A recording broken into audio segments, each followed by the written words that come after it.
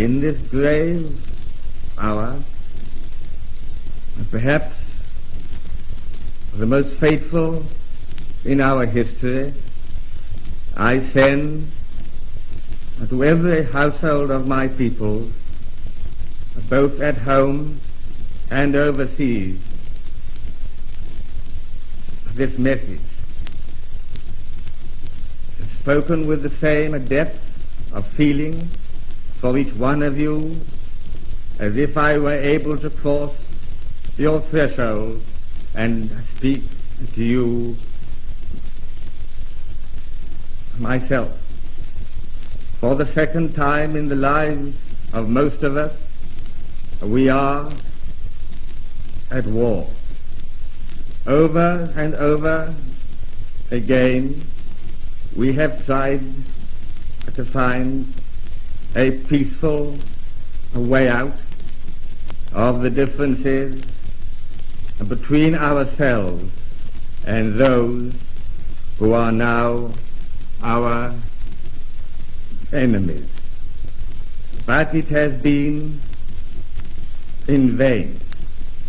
We have been forced into a conflict, for we are called with our allies to meet the challenge of a principle which, if it were to prevail, would be fatal to any civilized order in the world.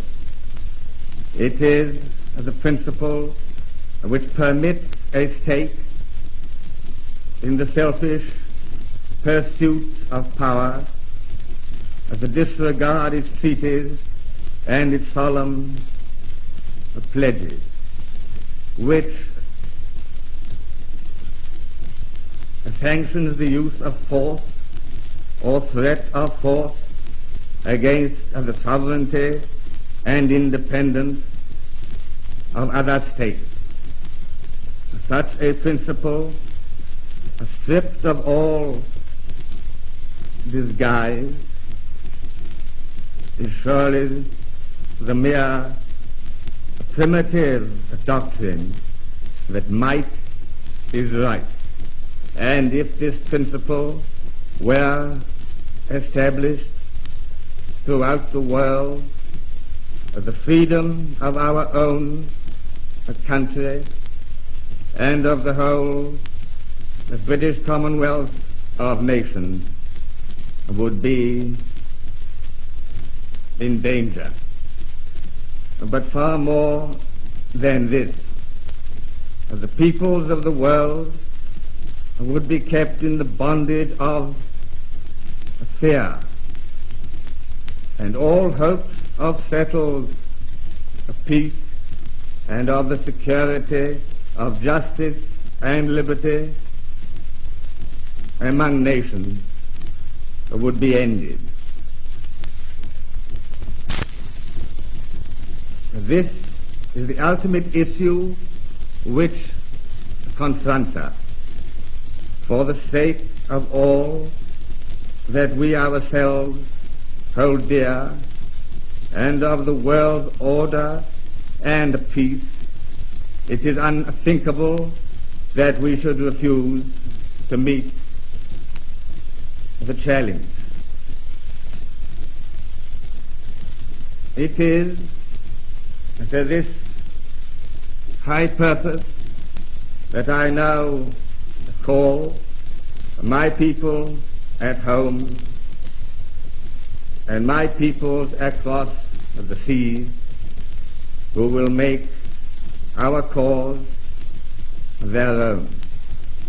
I ask them to stand calm and firm and united in this time of trial. The task will be hard.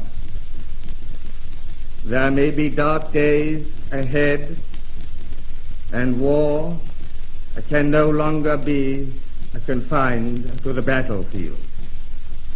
But we can only do the right as we see the right, and reverently commit our cause to God. If one and all we keep resolutely faithful to it, ready for whatever service or sacrifice it may demand, then, with God's help, we shall prevail. May He bless and keep us all.